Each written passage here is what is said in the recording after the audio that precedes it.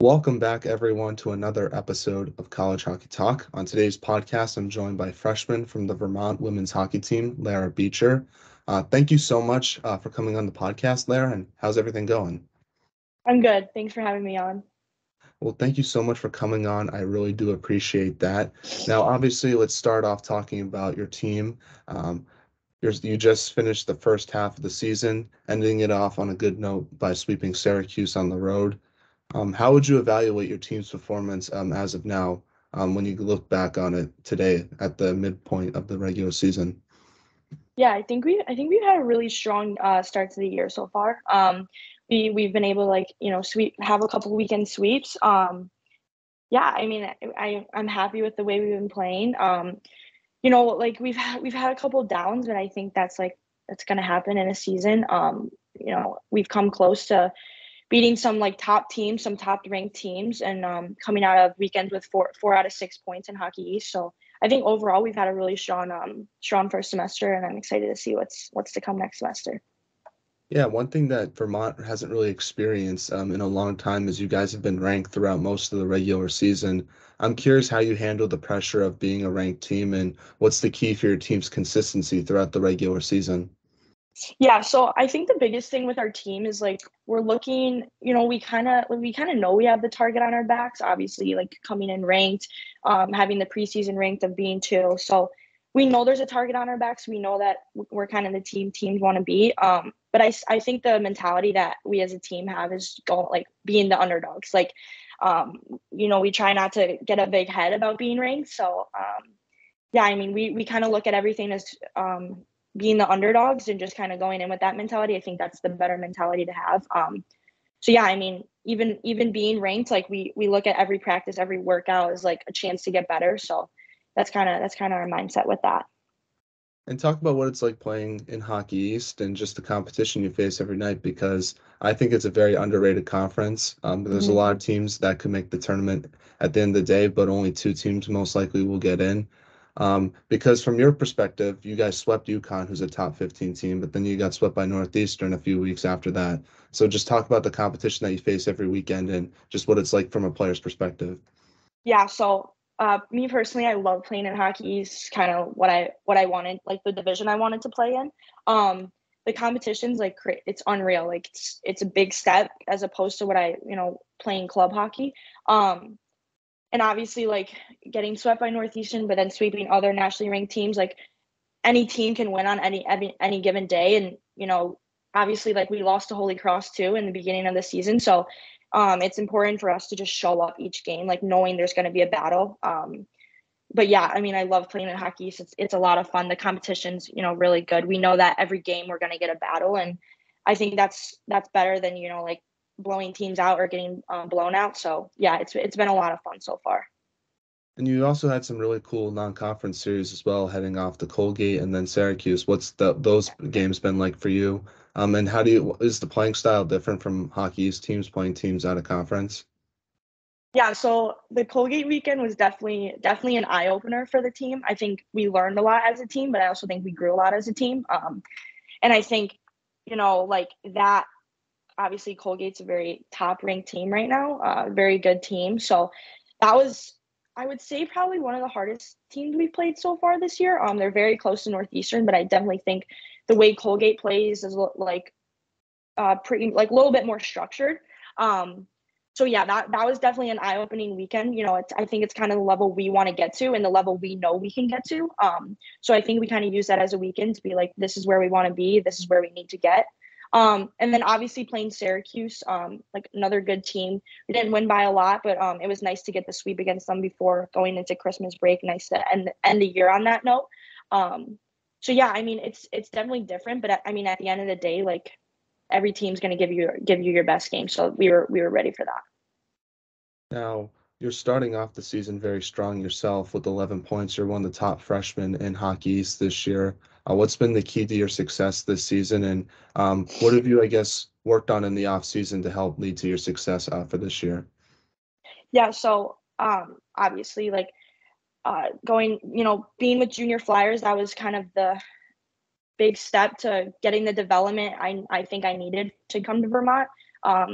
And I when I was going through the process, I was told don't come in as a freshman, like be prepared. Like you don't want to come in as like, unprepared. So that was kind of my mindset, like come in prepared as much as I can. So yeah, I mean, like it's been nice having the success I've had, and being able to produce and help the team out. But like I have to give a big credit to my line mates, Evelyn and Haley Burns. They've been awesome. It's just super fun to play with. And I think like we just work really well together. So yeah, they've been a big help. Like I think we work well as a line, and that I think that's kind of why I've been able to produce as much as I have been. And what's been like the biggest adjustment you've had to make to college hockey? Has it been the speed of the game, physicality, or just the decision making, since it's a lot faster than juniors? Yeah. I definitely would say the two biggest things would be decision making and then like the physicality of it. So I'm not a super big person. So the first month I was kind of getting tossed around a little bit, but I think I've been learning kind of how to keep my ground some more. So that's been an adjustment, getting stronger, and then just quicker decisions. Like the girls are on you so much quicker, and you just got to make like quicker decisions to get the puck to where you want it to go. Are you now throwing the body around a little bit more yourself as the season progresses? Because that's what we want to see. We don't want to see you getting pushed around. Yeah, I think I've had a couple good hits that yeah. I'm learning. I'm learning. That's good. That's good. As long as you don't get called for them, that's all that counts. Yeah, no getting called for it. Now, how have you balanced hockey and school? That's something that a lot of players struggle with heading into their first year in college hockey. What's been your secret to sort of manage all that? Yeah, I think the biggest thing for me is just like having good time management, getting into a good routine of um, you know, having team practices, having individual skill sessions, team meetings, stuff like that. Doing that, but then when I have the time, like really focusing on academics. So yeah, I think just I've created a pretty good routine at school, with doing classes and homework and stuff like that. So yeah, my time management has been pretty good. I've been able to get into a good routine. I think that's the biggest thing. Now, what's your team's goals and expectations for the second half of the season? One thing I love about Hockey East is that you guys get to play every team one more time Mhm. in the second half. Not many conferences can say that. So, is it going to be nice to have a chance to play every team one more time? And what's been like? What's your team's expectations, I guess? And where do you want to see your team at the end of the regular season? Yeah, so I think our team's expectations are just continuing to grow with each other every day, both on and off the ice. I think team chemistry is a big thing, and I think we have a really good group. So yeah, I mean, just grow. Like our expectations are just continuing to grow, continuing to get better, continuing to learn how each other works on the ice, and like building that chemistry. I'm definitely excited to get another run at some teams. I think there's been some chances where we could have played a little bit stronger against teams. We could have come out with a win against teams that we didn't. So yeah, I'm excited to get another run at some teams, especially Northeastern. I know that's a big game coming up. Obviously, the games against Providence coming up are super big. So yeah, I'm excited. I think as a team, we obviously want to be in the Hockey East Championship, and I think we keep going the way we are. I think that's definitely can happen. So. Yeah, especially since last year the team fell short. So I feel like there's probably a lot of hunger to get back in that spot and Yeah, redo. I know you weren't on the team last year, but I'm assuming that stuff rubs off on the freshmen. yeah. We actually have a little saying within our team called unfinished business. So that's kind of been our mentality the whole year. And yeah, I think with the team we have, the culture we have, I definitely think we'll be in the championship. So just got to keep working on it, keep going, and hopefully we'll get there. So let's transition and talk about the beginning of your hockey career and kind of work all the way up to where you are today. So it says that you're Mhm. from Buffalo. So talk about growing up there and how'd you start playing hockey? Yeah, so growing up in Buffalo is a lot of fun. Just like typical school kid, like always like that kind of thing. So, but playing hockey, so actually my brother played. He's 4 years older than me, so I kind of looked up to him. I started figure skating when I was like 3, and then I switched over to hockey when I was 4. But I mean, like I would always follow him around in the rink with a stick and puck in my hand. Always wanted to skate with him, street hockey, mini sticks, anything you name it. So he definitely like him and my dad have a big uprising and why I started playing hockey. Yeah, who was your favorite player growing up? Was it someone on the Sabres, I assume, or was it a women's player like on the national team? Yeah, so I definitely look up to a lot of women's players. I think the two women's players I looked up to the most were the Lamoureux twins. I just think kind of style my game after them. But then um, male wise, like in the NHL, definitely Patrick Kane. Like he's from Buffalo. It's just overall good player. So yeah, those kind of like that. Now I have to ask you, since you are from Buffalo, are you a Bills fan? Oh yeah, 100% Bills Mafias. There's every Sunday, like I'm usually every Sunday I try and watch the game like at one of the girls' houses. So I'm super in tune to how we're doing right now. Yeah, obviously your team's doing well, but I think the thing that most people know about Bills fans is jumping through the tables. I'm curious. Mhm. I have to ask you, have you ever done that before? I have not. I have not had the chance to do that, but I don't know. Maybe soon we'll figure that out. If they win a Super Bowl, I feel like you have to. Yeah, I think we can. Yeah, we'll make an agreement on that. Yeah, I'm a Pats fan. It's been sort of a changing of the guard lately, but no, tip of my cap, I guess, to you on that. But it's a little disappointing because I miss when we were the best team in the AFC East. Yeah. Well, we had a good run with you guys. I know like that was the big game like all the time. So yeah. Now, before college hockey, you played for the Junior Flyers. I'm curious how you got the opportunity to play with that organization and team, and what that experience was like for you. Yeah. So it's actually kind of a little bit of a long story. So we I I played a summer league with a couple girls who actually played for the Mississauga Junior Hurricanes in the PWHL. And I had they gave, I was in touch with them, and I actually got the opportunity to come join that team in the PW. But then COVID hit. So with the border being closed, like as a family and with the Missy coaches, we kind of decided that this wasn't gonna work. So Kathy Pippi actually offered me a spot on Penn's Elite. And I ended up playing Penn's Elite that summer, that season, but I still stayed in Buffalo to train. Like I was kind of just like a tournament player. Um, and then that season ended, and I wanted to give Mississauga another run. I thought COVID would kind of have been settled down a little bit. So I tried Mississauga again, signed with the team and everything. And then unfortunately, the border still being closed, made the decision to go to Philadelphia. And kind of that decision came around the fact that like I think it was going to be the best choice development wise for me, but it was also kind of going to give me the benefits of living away and building, being in a different area, kind of getting ready for college in that sense. I knew we were going to have a strong team going in, so it kind of made the decision pretty easy. Like it just was the best choice to get prepared for Vermont.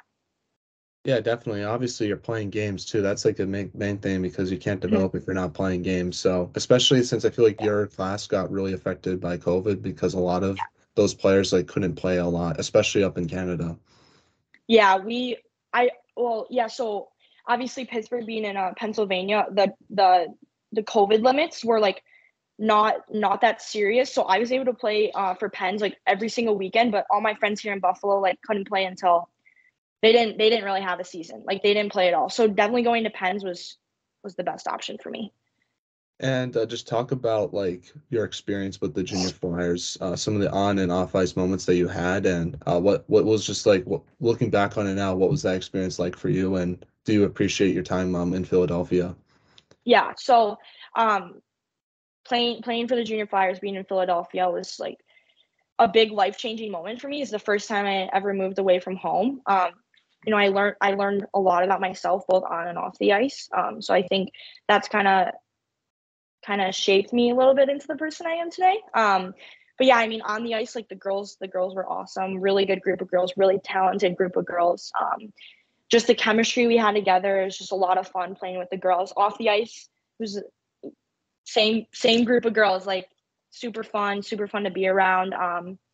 Yeah, I mean, I think my favorite moment from Junior Flyers was probably the semifinal game in the national tournament versus Chicago Mission. We were down 3-0, and then we came back 3-3, and then they scored another goal with like 4 minutes left, and then we scored again, and then we ended up winning in overtime to go to the championship. obviously losing that game, but just that whole experience with those girls, it was just, yeah, definitely one to remember. It's something that I always think about. How'd you handle being far away from home for the first time? Um, there was that, obviously that comes with up and downs, being homesick. Like, I have two dogs, so obviously missing them. Very close with my parents, so I think a lot of the time I was able to keep busy. Like I was always busy, so I always had something to do. I didn't really have time to think about like missing home or what was going on at home. But then sometimes it hit me. I just think like any normal kid who moves away from home. So overall, like it was a really good experience, and yeah, I'm grateful. I'm grateful I did it. Definitely made the transition easier to college. Yeah, I was just gonna ask that. That must be like sort of like nice because in college you're balancing both hockey and school. I feel like you're probably doing the same thing with the junior flyers. You have to learn how to live away from home. You had to do the junior flyers, and obviously you're playing with elite players with that team. So like going to college probably must have been a breeze for you. Yeah, I think obviously like still an adjustment to college, but I think like being homesick wise, like I wasn't as homesick as I could have been if I had not done what I like if I had not moved to Philly. So yeah, that's another reason like I really appreciate going to Philly, is just because it kind of gave me the opportunity to get that homesick feeling out of the way there, so that when I came to college, like I was fully prepared for what I was going to go through. Do you still talk to any of your junior flyers teammates today? Because I was just looking through that roster, a lot of college commits, players like Laney Potter, GM Mancy. Do you still talk to those girls today? Not as much. I talk to them like here and there, but there's a couple other girls I talk to, but there's a lot of girls that I know from Buffalo that are on the same team as like other teammates. So I kind of like see how they're doing from that perspective. But yeah, like I talked to a couple of them, not too often though. All right, all right. Well, talk a little bit about your recruitment process then to Vermont. What was that experience like for you, and what made you want to go to Vermont versus other schools you might have looked at? Yeah, so I started kind of the recruiting process in eighth grade. It's kind of when I started getting noticed by schools, getting that exposure, going to tournaments. So I kind of got most of my exposure at the start from playing East Coast Selects. Um, and then, I some schools started reaching out during that process. And then I actually went to a Colgate camp, and that's where I first met Jessica Zumi, who's my coach right now. And then also Alex Getton saw me. And then I think, I don't know the full story, but I think collectively, like they called Shelly Looney, who's was the director of Bison's hockey at the time, and she coaches Lindenwood now. But yeah, they called her and they kind of said like, what, how is she as a player, stuff like that, and then set up a call with me, and then we had a lot of conversations. And then once things kind of started to got more serious, my dad and we took a trip out to Vermont to see a couple games and then take a tour of the campus. And there's a moment on campus where I was like, this is the spot for me. Like, this is where I see myself. This is where I want to go. So yeah, I mean, it was definitely a stressful process being that young, having to like choose where I want to go in 4 years. But I think it all worked out. Like I'm so happy where I am right now. And yeah.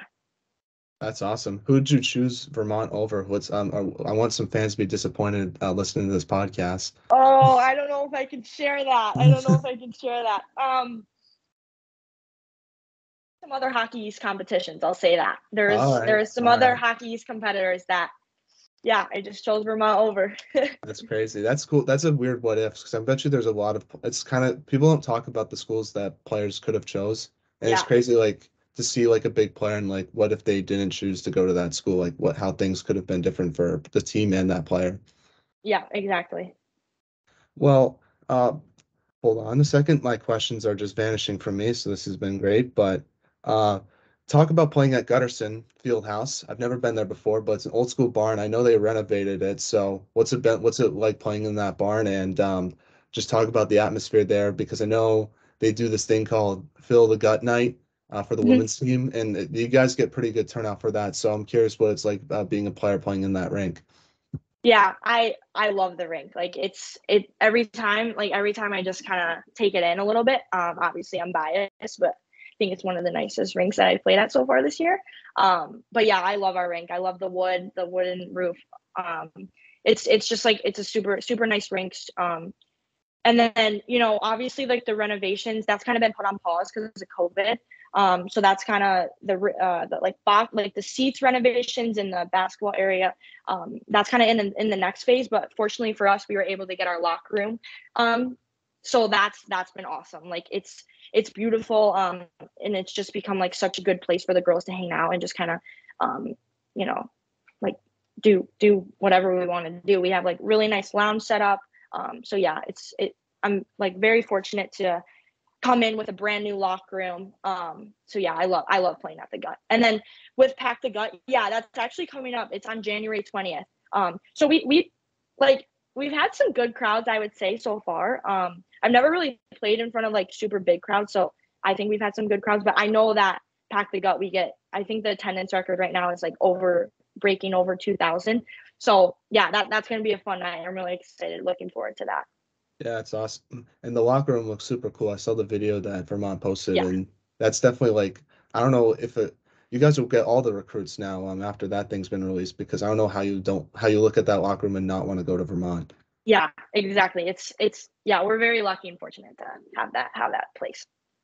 What's it like playing under Coach Jim Plummer and the rest of the coaching staff? Because he seems like a nice guy, but I will say on the bench he does scare me a little bit how intense he is. So what's it like playing under him? Yeah, I think all coaches are like that. He does get a little bit intense sometimes, but it's nothing, not like, nothing bad. Yeah, I mean, I think they're a very passionate group of coaches. I think they really care about us and how we're doing both on and off the ice, which I think is very valuable. But yeah, I mean, they're very passionate about their work. Like, I've been able to have some good one-on-one time with each of the coaches, but especially Jess and Alex, whether it's doing on ice skill sessions, individual meetings, individual video sessions.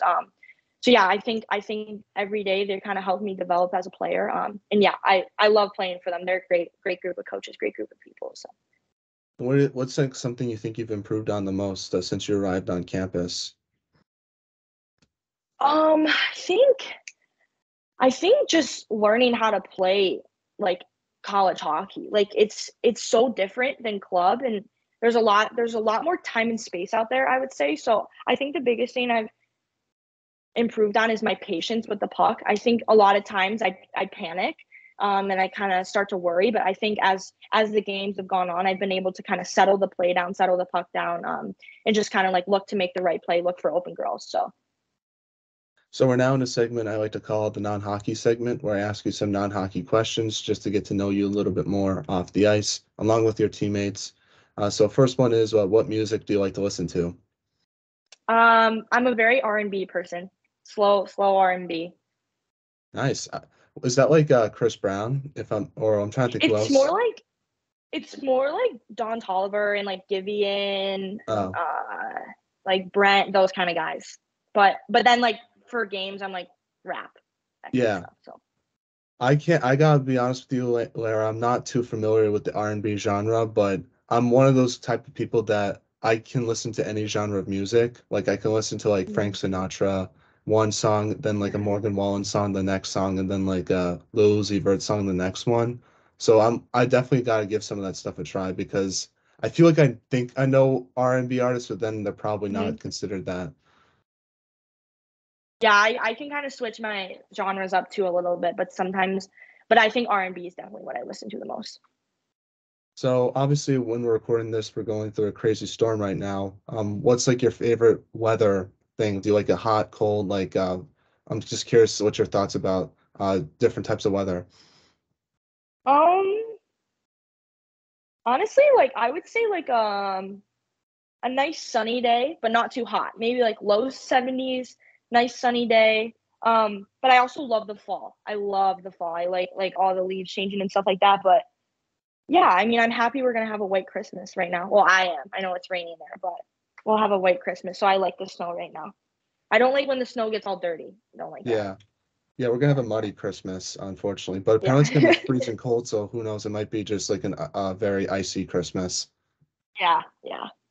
But no, I think my favorite weather is definitely the fall. Like season's definitely the fall, especially in Vermont. I bet you it's like super nice up there. Yeah, it's so pretty up there. Like all seasons up there, it's so pretty. But yeah, it's super nice up there. Even in Buffalo, like I love fall in Buffalo too. Yeah. But my least favorite weather, I can tell you this, is wind. I hate the wind. I think it's so overrated and it just every time like some damage happens in a storm, it's because of the wind. It's not because of the rain or anything else. And Yeah, then not a big fan of the humidity or heat. That's why like summer can be a bit overrated sometimes because I don't think it's fun just sitting outside sweating all the time. I just yeah, that's not for no, me. So I feel like people when they think of summer, they think of like 70 degrees, not what it's like when it's 90 degrees. yeah, no. I'm not a big like in the heat person either. I like a little like warm but not too hot. But yeah, I think the wind here right now is like 60 miles per hour, 65 miles per hour. So Yeah. yeah, No, it's same here. It's like and it's like it scares you a little bit because like the house shakes and it's like, oh my gosh, like I'm just hoping the power doesn't go out. yeah. Now, well, since we are recording this around the holiday season, what's your favorite holiday tradition, even though this is going to be released sometime in January? Yeah. My favorite holiday tradition, probably would be like, when my brother and sister come home, we just take the night to decorate the tree and just kind of, just be with each other, put Christmas music on. My dad usually makes like shrimp and cocktail sauce. So yeah, just doing that with them. It's like a nice time to just unwind with them, not seeing them after a little bit. Yeah, that and then Christmas Eve we have pretty much my whole family over. So that's always fun. That's always a good time. That's awesome. Is the whole fam already home now or tomorrow? Yeah, so my brother and sister both got home Wednesday. My sister drove in, and my brother flew in. So my brother's actually in Chicago, so he got out of that storm because I think it's supposed to be worse there. Oh So yeah, yeah, everyone's home. So I'm happy about that. It's been fun. that's good. That's good. Now let's ask you some questions about your teammates. First one is who's the funniest teammate you have at Vermont? Oh God. Funniest teammate would probably be Haley Burns. I'm gonna give Burnsy the shout out, but we our team's funny. We got some good characters that any given point they're funny. But I would say Haley Burns is like the most consistent being funny. So yeah, she's always making me laugh. I know this is the non-hockey segment, but does Teresa Scaswell have the best hands in all of Hockey East? um yeah, I mean T's such a good player. Like you watch her and like you some of the things she does is like how did she just do that? So yeah, I'm biased. I love T. I would say yeah, she's got some good hands. I think other people have good hands too, but No, T's I know. overall, I've seen some of the T's moves a she good pulls player. off. She makes defenders look silly. Yeah, she's actually tried doing the Michigan a couple of times. She almost got it one of the times.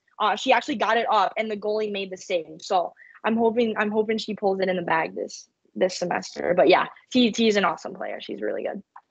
Who has the best style on the team besides yourself? Cam Morrissey. A lot of people say that from your team just because we do the segment on our Instagram called Outfits of the Weekend, and Cam Morrissey Yeah, might have the best outfit of the season so far. she's fashion icon. Like she just very good, very very good.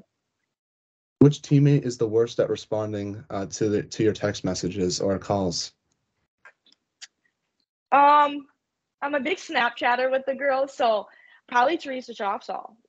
She does not respond. It takes her a day or two to respond. So yeah, I'd say she's pretty bad. And then who's the best at responding to their phone? Like who responds like 2 seconds after you text them? Oh, uh I don't know. It's hard right now because the girls I usually talk to the most are away. There's a 6 hour time difference, but Soph and Juju respond pretty quickly to me. So those are my freshman friends. So yeah, those girls respond to me pretty quickly when we're back on campus. Nice. Now, who's the best trash talker on the team? um, hmm. I'm gonna be honest. I haven't heard a lot of trash talk on the team, but um, I know Corinne McCool's we got a little bit of a trash talk in her. I would say, yeah, I would say she's got some trash talk in her. Maybe Elise Murphy. Yeah. Well, my favorite trash talk moment of the women's hockey season so far, I don't know if this would be considered trash talk, but this is the way I would do it, was the video where the goalie punches one of your teammates in the face, and Yeah. then she doesn't say anything, but then she scores on the next play. That's the best way, in my opinion, to respond to Mhm. trash talk. Yeah, that was everything for Evelyn. We were talking about that the whole night. So yeah. As and the thing with Ev too is like she just kind of is like, okay, it's good, like whatever. But yeah, no, that was like the best way for her to respond because the goalie just came up like punched her right away. Like it was Like pretty nothing brutal. before? No, Oh, she wow. didn't say she didn't say anything. She was just like got up, and then I think like it was like the next shift we went out and scored. So yeah. Yeah, I'm assuming that's probably out of frustration, but I don't know. I can't speak because I sometimes get agitated and act out a little bit. I think the goalie was coming out of a place for frustration. But the celebration was probably the best one. That was awesome. So I had to ask about that because I think you can't have a Vermont women's hockey player on and not ask about that moment. Yeah, it was actually pretty bad. See, are you talking about when she like did the punch? Oh yeah, the celly. You didn't see that? Yeah. Well, so I didn't see that until the video came out. So I didn't understand like the hype, what was going on. And then I saw the punch and that was everything because she did it to her athletic trainer. So yeah, that was funny. That was funny. It was good. And then last teammate question is which teammate is the best at social media? Teammate best at social media. I would say Cam again. She's just very business-like. Like she kind of gets that stuff done. And she just partnered up with Duncan too. So she's like really on top of it right now. But yeah, I would say Cam. I think I don't know, a lot of our girls are pretty good at social media. So That's good. yeah. How do you get a partnership with Duncan? That seems pretty cool. I mean, I don't know. Cam, I don't know. She's Cam. Like she's so I think they just reached out to her and she was like, let's do it. So That's awesome. That's awesome. It's good that you guys can do that now because you used to not be able to do that a few years ago. yeah. I don't know a lot about that stuff, but yeah. Now, what is the most interesting thing you've seen or read this week? Honestly, I would say the storm. I was not expecting a big storm being in a blizzard right now. Like there's a travel ban where I am right now. So I was not really expecting that. So I think that's probably the craziest thing that's happened to me all week. Yeah, no, I've seen all the people like trying to fly out and avoid it, and it seems like it makes me like so happy that I don't have to do that this year. So, um, Same. so Same. I'm happy that you got to get home before all that because that looked like oh my, it's making me go crazy. I'm not even have to do it just watching it. Yeah. I've been home since like December 10th. So I've been home for a while. But I know the Bills flew out last night, so Yeah, to get to no. Chicago.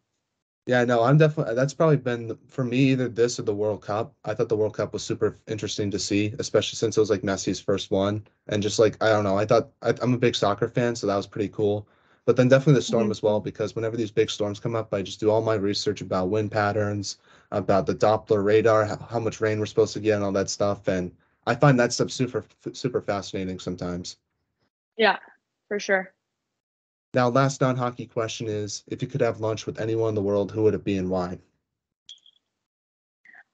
Um, I was thinking, I don't know, because there's like a lot of different people I feel like I can have lunch with, but I think a funny lunch to have would be with Kevin Hart. I think he's so funny. So funny. So yeah, I think it'd be cool to have lunch with him. That's funny because the guy we interviewed yesterday said Kevin Hart as well. So that's pretty funny Are that, you serious? yes, yes. That's funny. That's funny. I think for me, if I had to pick a comedian to have lunch with, this is what I told him. I said probably Dave Chappelle. I think he's probably one of the Mm, funniest people that I've ever seen. But for me, I'll probably yeah. choose like Wayne Gretzky just because I would be interested to hear like what it was like just dominating in the NHL and what it's like being the best hockey player of all time. Yeah, for sure. Now, getting back to some hockey questions now. First one is what advice would you give younger players that are listening to this podcast on what it takes to make it to the Division 1 level where you are today? Yeah, I think the biggest thing is like just like take the process in. Like it's such a long process, but at the end of the day, like it's worth it. I think, it comes with sacrifices, it comes with a lot of commitment, it comes with a lot of difficult positions that you're put in to make, difficult decisions. But I think if it's something that like you truly want to do, like, it can happen. I think the biggest thing for me is take the process in, like the recruiting process. Like it's stressful, but it's not something a lot of people get to do.